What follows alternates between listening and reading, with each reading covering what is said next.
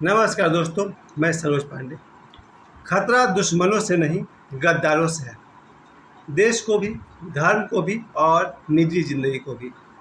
आज हम लोग बहुत ही गंभीर विषय पर बात करेंगे कि खतरा, देश को खतरा भी दुश्मनों से नहीं, गद्दारों से है। धर्म को भी खतरा दुश्मनों से नहीं, गद्दारों से है। और निजी जिंदगी को भी खतरा दुश्मनों से नहीं, गद्दारों से है। दुश्मनों की एक खूबी होती है, जब जीवन में दुश्मन होता है ना, तब आदमी मजबूत होता है। हर देश में, भारत के अलावा बाहर देश में भी सभी लोग इस बात को जानते हैं। हिटलर भी कहते थे और बहुत सारे लोग कहते हैं, अगर ज़िंदगी में दुश्मन न हो तो आदमी प्रैक्टिस ही नहीं करे। जब आपके जीवन में दुश्मन आ जाते हैं तब आप मजबूत बनते हैं, मजबूत बनने का प्रयास करते हैं, धन से हो या मसल से हो या अर्थशास्त्र से हो। यानी कि दुश्मन का होना आपके अंदर मजबूत होने का एक निर्णय लाता है। इसलिए दुश्मनों से खतरा देश को उतना नहीं है जितना गद्दारों से है। आज मैं तीनों पहलुओं में बात करूंगा, देश, धर्म और निजी जिंदगी। इन तीनों को कोई अगर खतरा पहुंचा सकता है तो गद्दार, और गद्दार तीनों क्षेत्र में है। सबसे पहले तो मैं कहूँगा देश की बर्बादी। देश की, जब जहाँ से अगर मैं मान लूँ कि अंग्रेज़ों का जहाँ से प्रवेश हुआ था, अंग्रेज़ जब भारत में आए और जब उन्होंने राजाओं पर हमला किया तो अंग्रेज़ों की सहायता कौन करता था? गद्दार। गद्दार का एक परिभाषा मेरा अपना है। गद्दार का मतलब जो दोस्त जैसा बिहेव करे और अंदर से दुश्मन रहे, उसे गद्दार कहते हैं। ये मेरा अपना परिभाषा है। दुश्मन तो साफ साफ दुश्मन है, वो आपको नुकसान करेगा। लेकिन गद्दार छुपा हुआ दुश्मन है, वो आपके सामने मित्र जैसा एक्टिंग करेगा पर भीतर से आपका वो कभी भला नहीं चाहेगा, बल्कि आपका बुरा चाहेगा। वैसे लोग को गद्दार कहते हैं। इस देश में जब अंग्रेज आए, अंग्रेज़ों को मजबूत करने में और भारतीय को कमज़ोर करने में कुछ गद्दारों का हाथ था। और गद्दार का सबसे बड़ा गुण क्या है? लालच। गद्दार लालची होते हैं, क्योंकि लालच में ही कोई गद्दारी करता है। तो भारत को अगर अंग्रेज किसी ने कमज़ोर किया और अंग्रेज़ों को किसी ने मजबूत किया तो गद्दार थे। और भी भारत में बाहर से बहुत सारे लोग आते गए, गुलाम वंश वाले, हुन वंश वाले, पुर्तगाल आए, अब बहुत सारे लोग बाहर से आए हैं और उन सब को मजबूत करने का काम किया गद्दारों ने, और भारत को कमज़ोर करने का काम किया गद्दारों ने। आज भी देश की राजनीति में अगर देश को किसी से खतरा है तो दुश्मनों से कम और गद्दारों से ज़्यादा।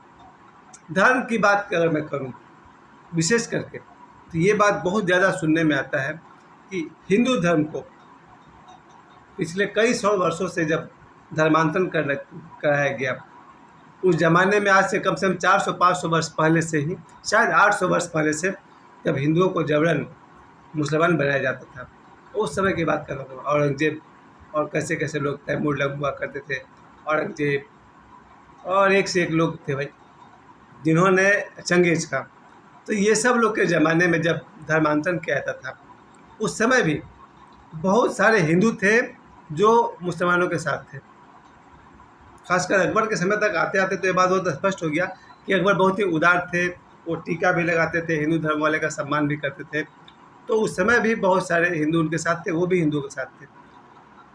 लेकिन उस समय से लेकर आज तक अगर देखा जाए 2024 के परिप्रेक्ष्य में भी जो धर्मांतरण का काम जो चला है, अभी 100-200 साल पहले तक बहुत सारे गरीब लोग को क्रिश्चियंस में कन्वर्ट कर दिया गया, बहुत सारे हिंदुओं को मुसलमानों में कन्वर्ट किया गया। इसके पीछे भी गद्दारों का हाथ है।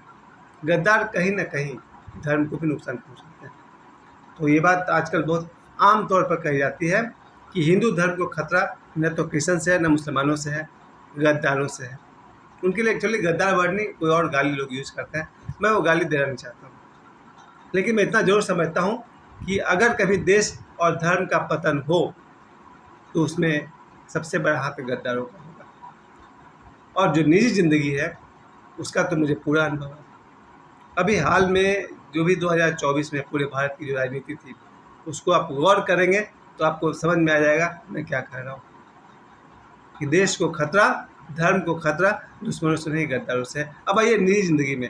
निजी ज़िंदगी में हमारी ज़िंदगी में दोस्त होते हैं, दुश्मन होते हैं और गद्दार होते हैं। तीन तरह के लोग होते हैं। मैं रिश्तेदारों की बात नहीं कर रहा हूँ, रिश्तेदार के भी 3 कैटेगरी है, दोस्त है, दुश्मन है या गद्दार है। तो दोस्त हो या रिलेशन, कैटेगरी तो तीन ही है, दोस्ती, दुश्मनी या गद्दारी। जो दोस्त होते हैं वो रात दिन आपका भला चाहते हैं, अपने दोस्त एक दूसरे को ऊपर उठाना चाहता है, उसकी तरक्की में साथ देता है, उसकी प्रगति में साथ देता है, उसे हर तरह से सपोर्ट करता है, पढ़ाई से, लिखाई से, मोरल से, यानी नैतिकता से, अर्थ से, पैसे से, शिक्षा से। जो सच्चा दोस्त होता है वो अपने दोस्त को मजबूत करता है, आगे बढ़ाता है। और जो दुश्मन होता है वो आपको बार बार नीचा दिखाता है, गिराना चाहता है, आपकी पढ़ाई को बर्बाद करेगा, आपके धन का नुकसान करेगा, आपके बिजनेस में धोखा देगा। धोखा वाली बात तो गद्दार के लिए है। दुश्मन जो होता है बहुत हाई क्वालिटी का आदमी होता है, और दोस्त भी हाई क्वालिटी का आदमी होता है, लेकिन जो गद्दार होता है वो मीन क्वालिटी का आदमी होता है। दुश्मन जो होते हैं हमारे जीवन में, जो भी दुश्मन होता है वो सीधा सीधा उनका इरादा है हमारा नुकसान करना, और डंके के चोट पर करते हैं वो लोग दुश्मनी, फेस टू फेस करते हैं, सीना ठोक के करते हैं। इसलिए दुश्मन होने में एक क्वालिटी है, दोस्त होने में एक क्वालिटी है। लेकिन गद्दार जो होते हैं वो दिखावा करते हैं दोस्ती का और होते हैं दुश्मन ही। आप ही के साथ उठेंगे बैठेंगे, दोस्त जैसा बिहेव करेंगे, दोस्त जैसा शुभचिंतक दिखेंगे, अपने आप को शुभचिंतक दिखाएंगे, लेकिन उनकी नज़र एक ही है, आपको कैसे बर्बाद किया जाए।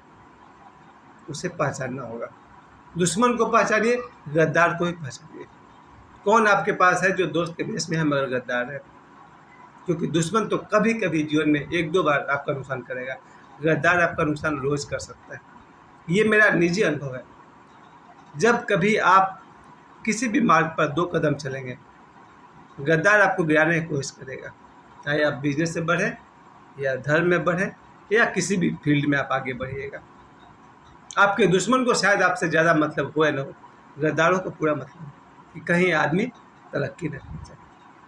इसलिए मैं कल शाम से ही मैं इस बात को महसूस कर रहा था कि देश को, धर्म को और ज़िंदगी को, निजी प्रगति को खतरा है तो दुश्मनों से नहीं, गद्दारों से है। और इन गद्दारों को पहचानना होगा। कैसे पहचानेंगे आप गद्दारों को? थोड़ा मुश्किल है, लेकिन अगर आप धर्म की कमाई कर सकें, मैं बार बार ये बात कहता हूँ अपने वीडियो के अंत में, अगर आप धर्म की कमाई कर सकें तो आपकी ज़िंदगी से धीरे धीरे गद्दार दूर हो जाएंगे। दुश्मन खत्म नहीं होंगे, दुश्मन तो रहेंगे। जहाँ राम है वहाँ रावण रहेंगे, जहाँ शिव है वहाँ भस्मासुर होंगे, जहाँ अर्जुन है वहाँ दुर्योधन होगा। दुश्मन जीवन में है और हमेशा रहेंगे, लेकिन एक राइट पर्सन की ज़िंदगी में गद्दार नहीं होता है। अगर आप धर्म की कमाई कर सकें, राम नाम की कमाई कर सकें, तो आप देखेंगे आपके अंदर कुछ ऐसी आभा होगी, ज्योति होगी, एनर्जी होगी कि आपकी ज़िंदगी में दुश्मन तो होंगे, गद्दार नहीं होंगे। और दुश्मनों को होने में बुराई क्या है? जीवन का रंग ही क्या है जब सारे दुश्मन चले जाए? कहीं किसी प्रवचन में ओशो ने कहा था कि जब महात्मा गांधी की हत्या हुई थी तो उसके अगले दिन जिन्ना ने कहा था कि ऐसा लगता है कि मेरे जीवन से एक बहुत बड़ा हिस्सा चलेगा, क्योंकि गांधी और जिन्ना में जमती नहीं थी। अगर आपका एक ही दुश्मन हो और वो भी समाप्त हो जाए तो आपका ज़िंदगी बोरिंग रहता है, आपको लगता है मेरी ज़िंदगी से कुछ चला गया। तो देखा जाए तो दोस्त भी कहीं ना कहीं आपसे जुड़े हुए हैं और दुश्मन भी आपसे संबंधित है, लेकिन गद्दार वो कहीं से आपसे रिलेटेड नहीं है। पूरी दुनिया की राजनीति में आप गौर करेंगे, जहाँ जहाँ भी किसी देश को नुकसान हुआ है दुश्मनों से हुआ है। ऐसा नहीं कि दुश्मनों से नुकसान नहीं हुआ है, लेकिन अल्टीमेटली वही देखा गया है कि जहाँ भी दुश्मन खड़ा हुआ है उसके बाद वो देश तरक्की किया है।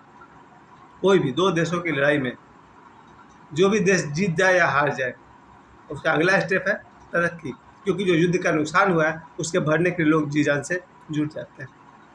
उसी तरह हमारे पर्सनल लाइफ में भी, हमारे धर्म में भी जब जब धर्म की हानि हुई, गद्दारों ने धर्म को नुकसान, मुझे उदाहरण सहित कहना पड़ रहा है कि मेरे जीवन में 4-5 लोगों ने ओशो को खुलकर गाली दिया। और 4-5 लोग थे कौन? मेरे ही बिरादरी के थे, यानी कि हिंदू बिरादरी के थे।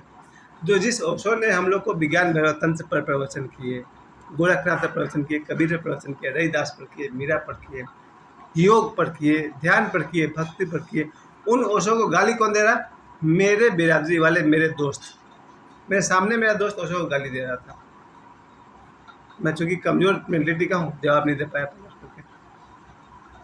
तो यानी कि हिंदू धर्म को खतरा किससे हो रहा है? इन्हीं गद्दारों से हो रहा है। बाबा बागेश्वर के प्रेम में जब मैं पढ़ा पिछले 2 सालों से, तो मेरे सामने 4-5 लोगों ने बाबा बागेश्वर को गाली दिया है, और वो 4-5 लोग कोई मुसलमान नहीं थे, मेरे अपने बिरादरी वाले थे, हिंदू भाई थे मेरे। तो जो लड़का हनुमान जी के नाम का पताका फैला रहा है, सुंदरकांड का प्रशंसा कर रहा है, रामचरितमानस का प्रशंसा कर रहा है, उसके खिलाफ बोलने वाले कौन है? हमारे हिंदू भाई ही हैं। कम से कम मेरे सामने दिन 5 लोगों ने बाबा ऐश्वर्य के खिलाफ आवाज़ उठाई है, वो सारे के सारे हिंदू। यही मैं कहना चाहता हूँ कि हिंदू धर्म को खतरा न तो क्रिश्चियन से है, न मुसलमानों से है, गद्दारों से है। एक्चुअल वर्ड वहाँ कुछ और था। खैर, मुझे समय देने के लिए आप सभी को बहुत बहुत धन्यवाद। आप भी सावधान हो जाएं गद्दारों से, पहचाने गद्दारों को। जीवन को खतरा, देश, धर्म और जीवन को खतरा दुश्मनों से नहीं, गद्दारों से है। धन्यवाद।